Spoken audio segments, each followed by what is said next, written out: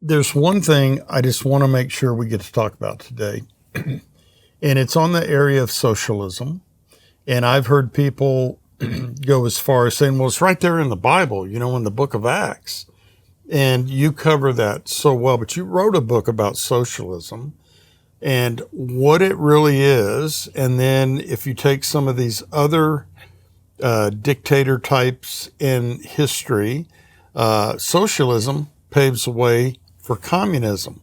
New York City has elected someone who claims to be I think, socialist Democrat. I think it goes way farther than that. I was watching some of the clips, and this is a very charming individual and what have you. And I wonder, Bill, if you could just tell us, there's something of an alarm that has gone off in me that New York City has elected this person. And there's all these people celebrating while you've got conservatives that have literally been fleeing the state for some years now. Can you give us a snapshot of what this may mean for New York City, that they have put this person in office that is presenting socialism as this desirable form of government to have? Yeah, so Plato's the first one that talked about everybody owning everything in common. Plato says that democracy is doomed to fail because it is based on virtue and people really don't have virtue. He says if you give them a choice of giving up their life or giving up their virtue, they'll always give up their virtue to save their life. And Plato, in his book Republic, said that democracy is the most charming of all forms of government. It's like a bazaar where you can buy any viewpoint. It's like an embroidery patchwork. And the chief characteristic of a democracy is tolerance. Everybody tolerates each other. It's wonderful. Then they tolerate people that are a little bit off. Then they tolerate people that are a lot off. Finally, they're tolerating lawlessness. Criminals are wandering the streets and they're committing random acts of violence and nobody cares. Nobody does anything about it. And then when the violence gets so bad, they all cry out for somebody to come along with enough power to restore order. And somebody comes in and says, I can restore order. I just need a little extra power. And once they get it, they never give it back. And so Plato says that democracy is an unstructured society and he wants a structured society. And so he says that the best is a pyramid structure where you have the ruling class at the top with a philosopher king, and he's the head of gold with the arms and chest of silver. And then you have the abdomen of iron and bronze, and they're all the peasants. And so you have the ruling class and the ruled class. And so socialism is a deep state bureaucracy that controls all the masses of the common people. And so you see it moving in that direction when you have a financial situation where there's more and more and more people getting rich, and then the middle class has disappeared, and you have lots and lots of people that are poor, right? So America has been an experiment of the middle class.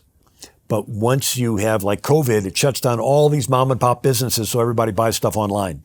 And Amazon becomes the biggest company, right? And so they're getting the money, but it's putting out of business all these small business owners. And then you have and so we're moving back in this direction of the ruling class and the ruled class, but that's socialism. Plato's the first one that talked about that, of everybody owning everything in common, but it's the ruling class that decides who gets what. And anyway, New York. There's an interesting video somebody sent me of Ronald Reagan saying that the government is the problem. Right? It's like the government's can't solve the problem. The government is the problem. Right next to Mandami that says there's no problem too small for the government that the government can't solve. Right? So he wants to present the government as the answer to the problems, where Reagan said the government is the problem. The problem is if the government's the answer to the problems, somebody has to be in the government giving the answers. And they're always going to be tempted to show a little favor to their family and friends, and be tempted to weaponize the government against their enemies.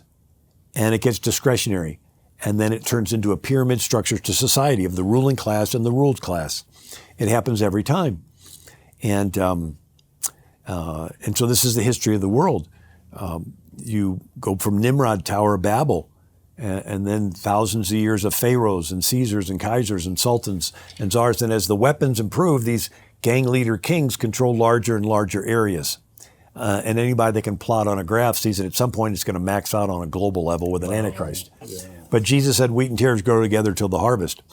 And by the time of America's founding, the King of England was a globalist. The sun never set on the British Empire. And our founder said, you know what? We've experienced what it's like with power concentrated in the hands of one person. If you kiss up to him, you get favorable treatment. And if you don't, you get crushed. So let's take the Tower of Babel and scatter it. Let's take the power of one person ruling and we'll separate it amongst the people. The people may make mistakes, but we've been down that road, so let's give this one a try. And so they took the power of a king ruling and they separated it into three branches. Why? Because Madison said there's no angels on earth to govern us. So there's no perfect people that are immune to temptation. Everybody will always prefer their family and friends over strangers and enemies. And so the idea is you take the power of ruling and put it into three branches and pit them against each other, like a three-way tug-of-war. And the selfishness in the executive branch tries to pull power away from the legislative and judicial. And the selfishness in the judicial tries to pull power from the executive and legislative. And the selfishness in the legislative tries to pull power from the judicial and the executive. So greed checks greed. It would be the equivalent of a Sunday school teacher giving an assignment. Design a system of government where sinners keep other sinners from sinning. Right? Selfish, greedy people keeping other selfish, greedy people from becoming selfish and greedy. That's the genius of our form of government, because there's no angels on earth. All we got is selfish people. And if we didn't do that, now you add to that, the Hebrew concept is you're accountable to God.